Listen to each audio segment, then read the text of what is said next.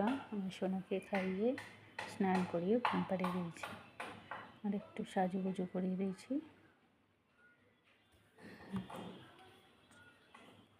দেখো কি সুন্দর করে ঘুমাচ্ছে।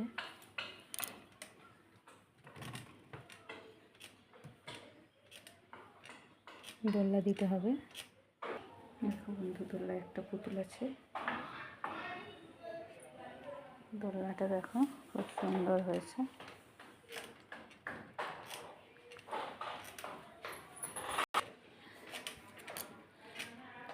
দোলা না দিলে কিন্তু উঠে পড়ো, সেই জন্য দোলা দিয়েছি।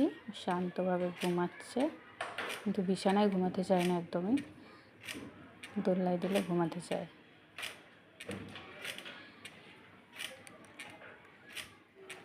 তো বন্ধুরা, তোমরা সবাই আশীর্বাদ করো ওর জন্য বড় হয়ে সুস্থ থাকে, তাড়াতাড়ি বড় হয় এবং ভালো হয়।